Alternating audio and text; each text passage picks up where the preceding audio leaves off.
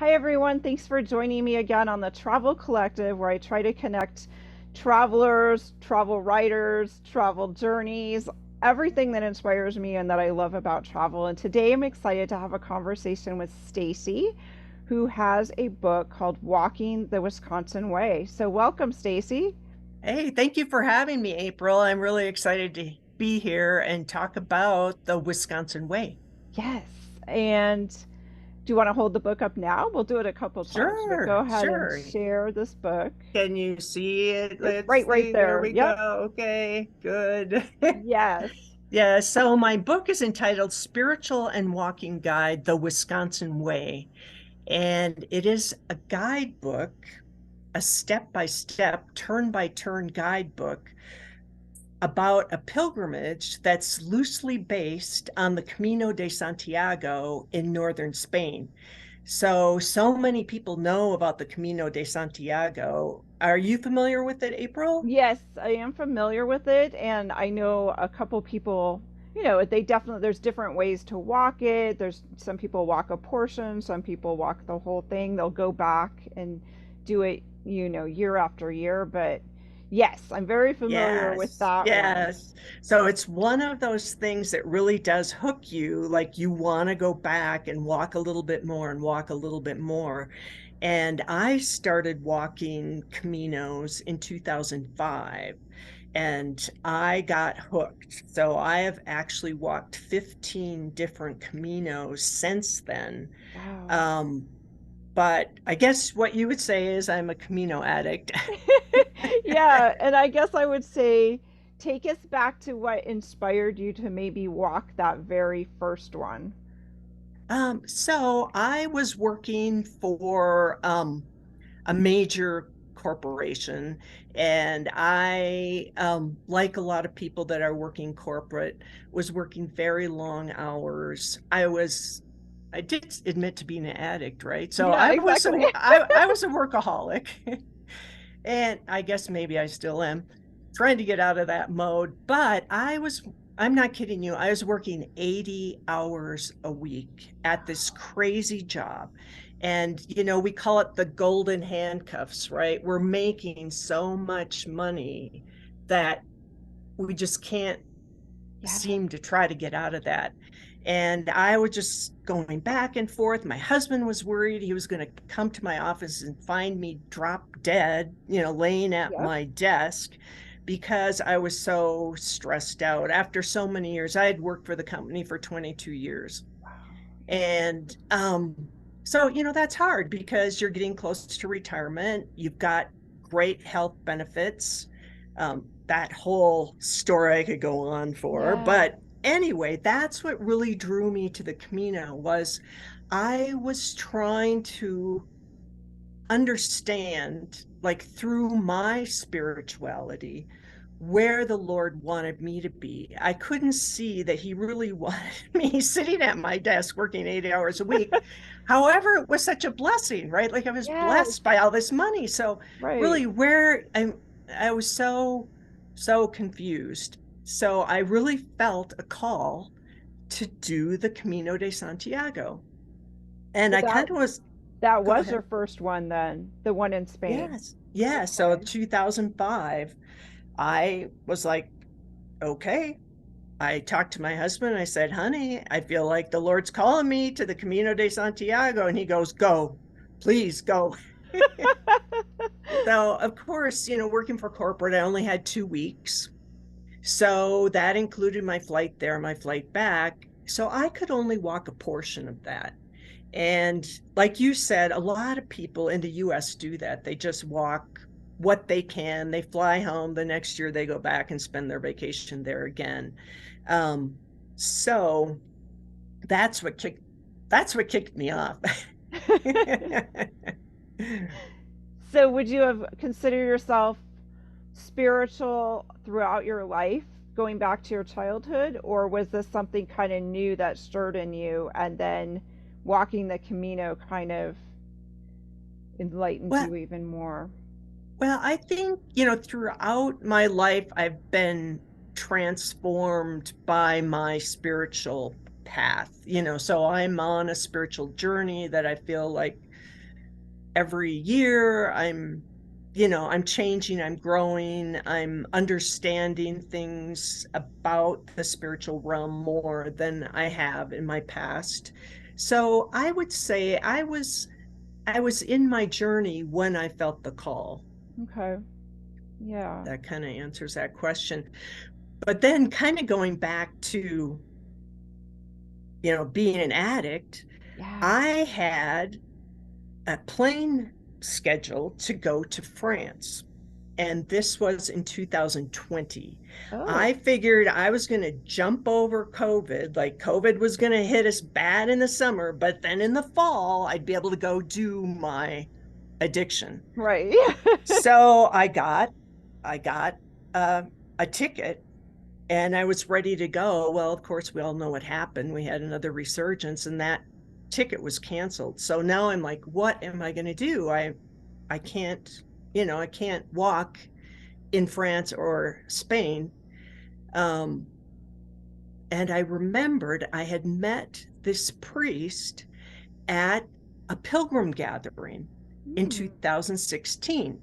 So in the US, there's an organization called American Pilgrims on Camino, and it's people that want to know more about the Camino, maybe people that are preparing to do their first one, and then a bunch of people like me, veterans that are going back to tell stories because our families Yeah. get sick of these stories we tell Yeah. about the Camino, Right. or maybe we want to help others. And so I was at this gathering in 2016 and met Father Kurz, and he told me about the Wisconsin Way. Wow. And I thought, well, this sounds rather interesting. And I write guidebooks for the Camino. I write spiritual and walking guides for the Camino. So in 2016, when I met him, I said, hey, have you thought about having someone write a guidebook for you? Well, there was another woman there that said, I'm writing the guidebook. Like, oh, okay, that's fine. I have Yeah. plenty of things to do, right? Right. So now, fast forward to 2020, I'm going, well, I think I better go order that book because I have this whole 5 weeks scheduled in Right. France. And now, I think it's time to do the Wisconsin Way.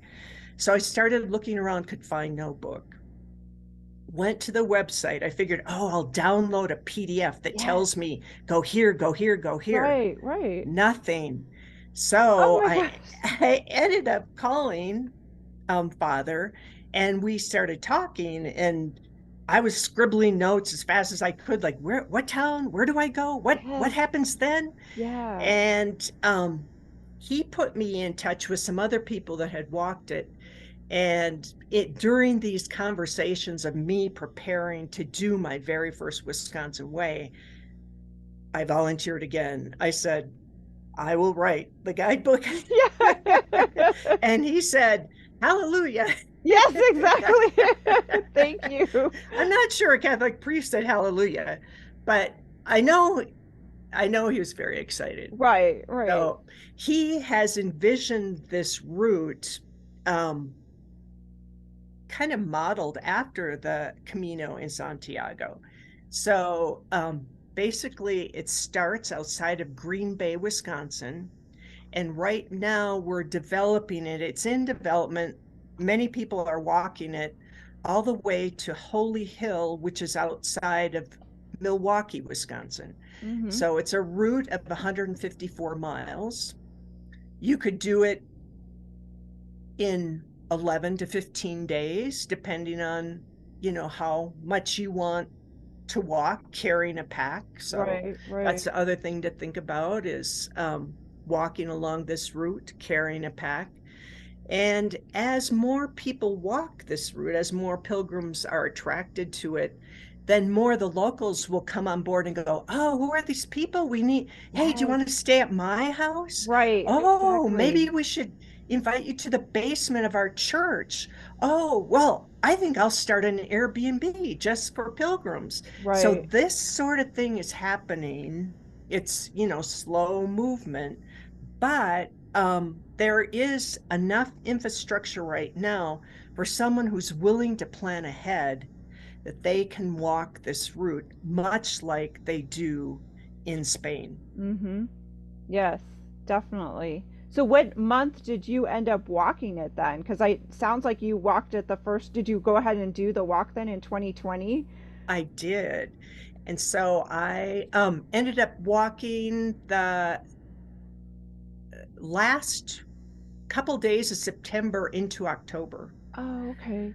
And Beautiful. That's a beautiful oh, time to be there. it was so beautiful. The trees had just started changing as I was in the north. But then as I walked, slowly walking, I love slow travel. I'm a long Nice. distance hiker, so I love this slow travel. Um, the trees started changing in front of me. And by the time I got to Holy Hill, it was just in glorious array. It was amazing. So that was an amazing time to walk. Yeah. I grew up in the Midwest, so I'm really familiar. I kind of feel like the Midwest kind of doesn't get its due as far as fall colors. We all think of New England, which of course is glorious, but the Midwest is Oh, stunning. yes. And there's some beautiful little towns that have characteristics and European influences from from the people that settled there years and years ago. Right. And that's one of the things that makes this particular route so lovely is because when you start out, you are in the area where Belgium and French people settled. So you'll find little food, like pastries and that sort of thing that has that Danish thing. Then you walk into a vineyard. And so just like in Spain, you're walking, next to a vineyard and you get to go sip wine in the Oh, vineyard, wow. and now you're in the bohemian part and the churches reflect that European influence of Bavaria and Bohemia, and just beautiful small churches, but magnificent in their own way. And pretty soon, you're walking out of the farm section and into the forest section. And now you're more into the German influence. And so there, you've got the sausages, you've got the beer, you've got uh, little roadside cheese stands. Well, they're not even stands, there's a cheese company that you walk on this route. You walk by Oh, sausage wow. making facilities and these cheese plants. And so you can gather your food for your lunch, and just like you do in Spain. It's amazing. Yeah, exactly. So as you were walking though, you're taking copious notes, I imagine, and because you're planning at this point to write this book.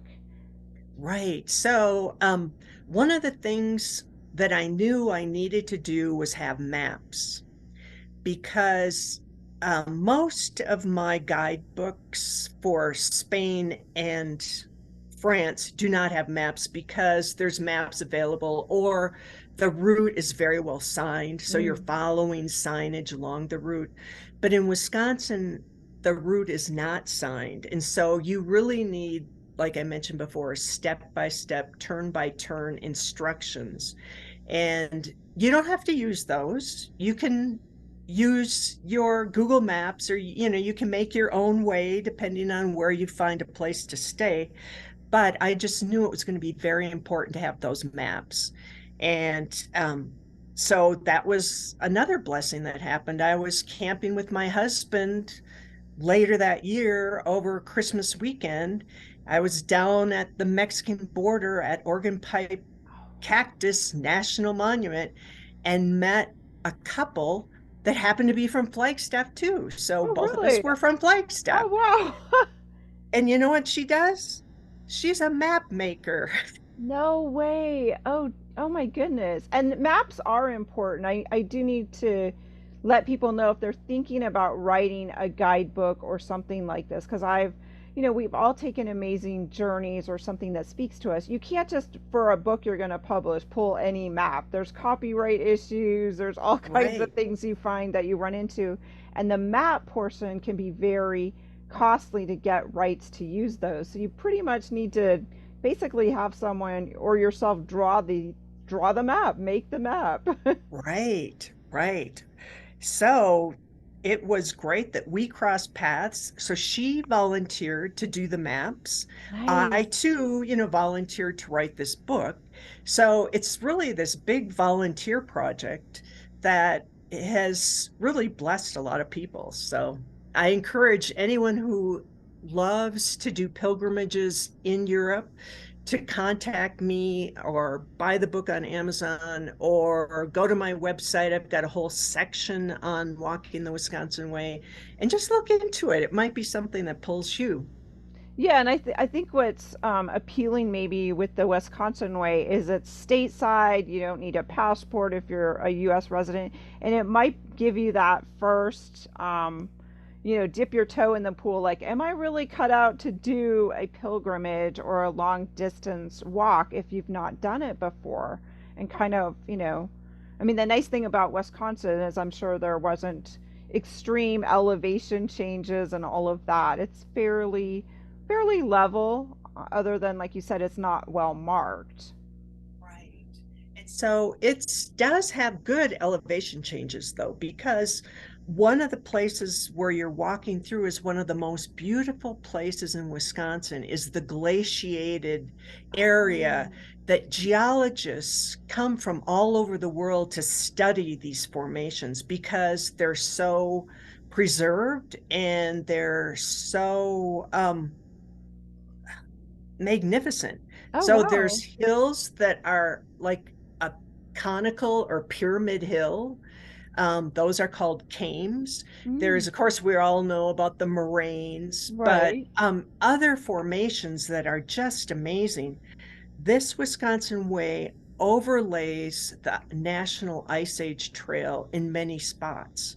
Oh, So that interesting. portion I'm talking about right now, which is the forest portion of the Wisconsin Way, overlays that Ice Age trail. And you are going up and down and then following these like rivers. I mean, they were like really tall formations that were deposited by the rivers underneath the ice. Wow. So it's incredible. And you're walking through these deciduous forests, right? Yes, So, exactly. whether it's green or whether it's, glowing in colors, it's all magnificent. Yeah. And the thing I was noticing too about the Wisconsin way, and which others may not be aware of, is it actually ties in places of spiritual occurrences. How would you explain that or touch on that for our Yeah. listeners? So, Father Kurz is a Catholic priest, and he really kind of felt like he got this vision for this pilgrimage, and it goes from Catholic shrines, so national shrines to national shrines. And Okay. along the way, there's like a roadside chapel, or there's a pretty bohemian church, or there's one of the places where you can stay is a monastery. Oh, wow. And there's another monastery where you cannot stay, but you can go and pray in silence. So that's a Carmelite monastery where everything's in silence, but it's just beautiful. So this pilgrimage route that's 157 miles connects really these star-studded cathedrals, monasteries, beautiful pilgrimage sites. So just like in Spain, you kind of start out small, but then you end up like on top of one of these conical mountains at a cathedral Oh, with, wow. yeah, three towers and a bell tower to climb and just a beautiful national shrine. The starting point is in farm country, so it's a low key national shrine. However, the beautiful thing about this, it's the only place in the USA that the Catholic Church has approved a Marian appearance. So basically, Mm. what that means is it's the only place approved where Mary has shown up to people like you and I, And that vision happened in the 1800s, like the mid Oh, 1800s, to a young Belgian woman. And so this place is where she saw Mary, and the shrine encapsulates that. So now there's a gift shop and a coffee shop and a beautiful place of worship. So I think at this point, it would be good to note too, you don't have to be Catholic to walk this. It's just like the Camino. You could be Catholic, Protestant, of no faith, searching for faith, rejected faith. yeah. it is for everyone. And perhaps you can tell by the way I'm talking about this that I'm not Catholic either, so I'm not probably using the right terms Right. for these different shrines. But I'll tell you, as a Christian, it really enhances my faith to have a place to walk to and from, a place to worship at the end of a day of contemplation, or maybe socializing with my walking buddy. I mean, it's just amazing way to clear your head and, um, like I did on my first pilgrimage, maybe solve some problems. Right, right, exactly. Yeah, I love the idea of slow travel, and I think you see more, you're connected more to nature. You kind of get back in touch. I use this example often. As children, we get gut feelings, and when we listen to those gut feelings as children, we often it keeps us out of trouble, maybe avoids danger. We often wonder like, well, how did that child avoid, X, or they survived being alone in the forest, or they got lost and yet they found their way back. It's all goes back to our gut. Nature wants us to survive, and we have those instincts, but as we get a little older, we're kind of taught to like only listen and respect reason. And so some weird feeling or some happy feeling in our gut that leads us one way or another way, we're kind of like talked out of, I guess is the best way to say it. So I really feel too, when you spend time in nature with your feet touching the ground or touching the trees, or just sitting and listening to the wind or quietly watching the clouds, you kind of get a chance to reinvigorate that internal knowledge, that internal source of direction, which we all need. We all need to have that. Yes, yes, I totally agree with you. And I think pilgrimage really meets people where they're at with that, and really opens minds and opens doors, clears the brain. Like you said, we're taught reason and we respect reason and we honor reason. However, there's this other part that balances that reason. So that's one of the things that you can find on the Wisconsin Way. Yeah. Did you walk it more than the one time then? Have you been back? I did. I walked it again in May. So I had the opportunity to walk it in the fall time, which was fabulous. And then, of course, in May, everything's budding and blooming. And that was a really beautiful time to walk as well. I would just really avoid the summertime Yeah. because people don't think of Wisconsin or Minnesota, where I grew up, as being hot. But I'll tell you, walking through or past fields of corn that are absorbing that sunlight and there's that humidity, yeah, I don't recommend the summertime for walking in those two states. No, I don't think so. I mean, just yeah, the humidity, the heat, it can really overcome you, and you don't even feel it hitting you. So I agree. Were there Right. people you met when you were walking this, since it is a little bit lesser known pilgrimage? Did you encounter someone, and what was that like? Yeah. So the one of the ways that the Wisconsin Way is different than the Camino is you really have to book your accommodations ahead of time. And you can book your accommodations. Like I mentioned, there's a monastery that you can book ahead in. There's an albergue, that's the name that we use in Spain for a hostel for pilgrims. So it's Right. a place with bunk beds that pilgrims can stay at Father Kurst built one of those. So that's the Oh, first night, but you have to make reservations there. Um, and then you can find Airbnbs if they're not booked. So I always say book them as fast as you can. Or as you get further along the way, there's motels and hotels to stay. And I found a really great glamping spot for people to stay in too. So oh, that's in the nice. book. Yeah. Um, but what I did, and if people feel comfortable, they can contact the churches and they can say, hey, I'm a pilgrim on the Wisconsin Way, and I'm wondering if there's anyone in your parish that would host a pilgrim that would have me stay for the night and maybe help me out. So I did that. And one night I got to stay with a farming family, Oh, and it was so amazing because the husband well, actually, the wife got me all dressed up. She goes, you have to have farm clothes. So she gave me farm clothes, and I put on, the boots, and I yeah. went out to the dairy barn. And the husband put in my hands the milk bottle to feed a 3-day-old calf.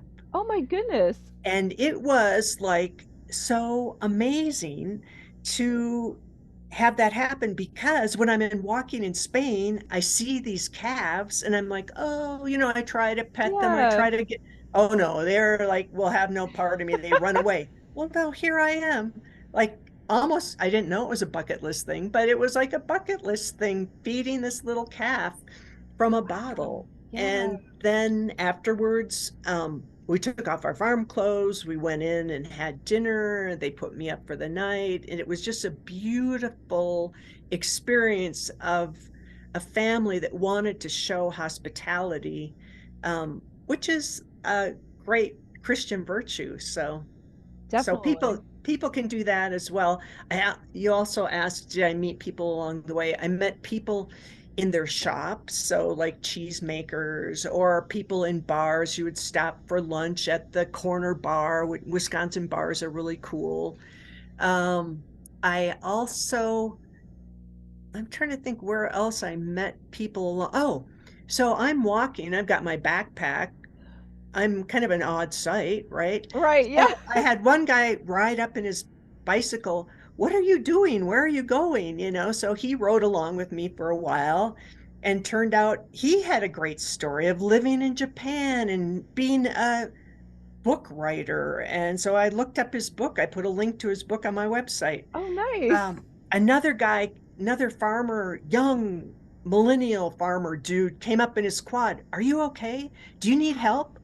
And so here, just all along the way, people wanted to make sure that I was okay and safe. And, it was just a real beautiful experience.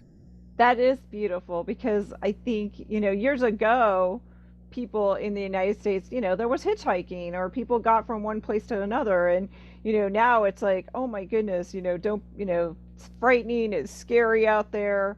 So this is a beautiful story of you were out there walking with your backpack and people stopping and concerned and genuinely showing good faith. They honestly just wanted to help you. And I think there's more of that out in our world than we are led to believe, which I think is beautiful. And we need to, share more of that because we open our TV, turn on our internet, and all we see is all the negativity. So, Yes. That another cool encounter was I could see this guy. So in I was in the glaciated area, and it goes up and down, and those rolling farm hills. And so I yes. could see the guy up on this hill, and I'd be here, and then I could see him again. And it looked like he was carrying a rifle. And I'm like, oh, Oh, yeah. is he a hunter, or, what's the deal? But you've got a long time to wonder, make up your own stories, contemplate. Well, as he got closer, I saw it was an umbrella, and I Oh, saw that he too had a backpack. So his umbrella was sticking out of his backpack. And as we came along, he asked me my story. I asked him his story, just like on the Camino. and found out that he was walking the Ice Age Trail. And the Oh, Ice Age Trail is like 1,400 miles. Don't quote me on that, but right. it's a huge route. And he Wow. said, I'm walking this because I had planned to walk the Camino and I couldn't. And because my flight was canceled, I decided to walk the Ice Age Trail. And I said, well, yippee, because that was my whole thought of this book, was that people that can't walk the Camino will choose to walk the Ice Yes. Age Trail or the Wisconsin Way. And so that was a Oh, cool that's encounter as cool. well. Yeah, Like that a was confirmation, right, like right, exactly. That there's it's just kind of like the Appalachian Trail. There are trails in America, in the United States, in North America to walk for various reasons, for following different journeys and paths. But yeah, this is incredible. yes. So, where do you see the future of slow travel, um, journeys like this? Do you see this continuing? Do we see young people taking an interest in this, or I see a lo- actually kind of three different age groups. So young people are really taking an interest in slow travel, wanting to understand the culture, being able to walk side by side with local people really helps you understand the countryside, whether it's in Wisconsin or Spain or France or South America, wherever you might go. Um, but I also see, so those people might be gap year people, hmm. but I also see the older crowd like me that is retiring. And when I walked, my longest Camino was from France all the way through France and into Spain, so 60 Wow, days. And I was walking mostly with French people who had just retired. So it interesting. was, yeah, they had retired. Now they were going to go do their Camino. And I see I see that age group as well, like Americans, Australians, people from all over the world are walking these pilgrimages. And then the other age group would be kind of the middle age group, which maybe they've gone through a divorce or they've lost someone special to them. And they're walking, they're doing slow travel just to reconnect with themselves, to grieve, maybe to walk through whatever it is that they feel they need to. So, Yeah, I think that's very powerful. And I love the idea that we continue to see people realizing they can reinvent themselves, they can change paths, they can take time away and find a new way. We're having such advances in healthcare and other things where we're valuing that there's more past that working life, like that work right. just to put a roof over our head. There's more to life than that in various spaces, and we need these journeys. We need to take time to do what feeds us and have time to step back and evaluate. And these journeys are just, I think, very powerful for that, as you've shared. It really is true. People have written about, people who have talks about how travel really opens your mind and travel really helps you connect with other people and other cultures. And so travel really is a beautiful way to do that. I call myself unstoppable, or other people call me unstoppable, Stacey, because I don't let my age, my gender, or my husband stop me from traveling. So that's why I'm encouraging people in my age group. Okay, so maybe you never have traveled solo before. Well, try it. And how can you try it? Well, you could sign up for a group travel, right? You're traveling by yourself, but you're signing up with a group that might Yes, take you yes, somewhere, or do something like the Camino de Santiago, where I always say, I'm not going with my friend. I am going with my friends. I just haven't met them yet. right. So the people you travel with, you'll meet when you get there. So those are just some ways that women in my age group can travel solo, and Yes, I and encourage them to do that. I definitely agree, and that's perfect. You segued exactly to what I was thinking is that, there are a lot of women that throughout their life they've given to others, they've raised a family, they've cared for a spouse, a partner, and they get to that point and they're like, now what? I don't have, I've lost my partner, maybe, and some of their friends, unfortunately, their circle of, people they know gets smaller. So it's like, how do they get started? So I'm glad you brought up group travel, starting small, starting in the United States. I'm sure even with the Wisconsin Way, you can reach out to that group, which we'll note in the notes again, and find others that want to do it and make a plan and go do it. Just start. Right, right. So, Stacey, share again your website where people can connect with you. I love the website name Unstoppable Stacey. I love that whole concept because I fully agree. Just put your mind to it, take that first step. Right, right. So you can buy my book on Amazon. Stacey Wittig is my last name. You can find it on my blog, which is unstoppablestacytravel.com.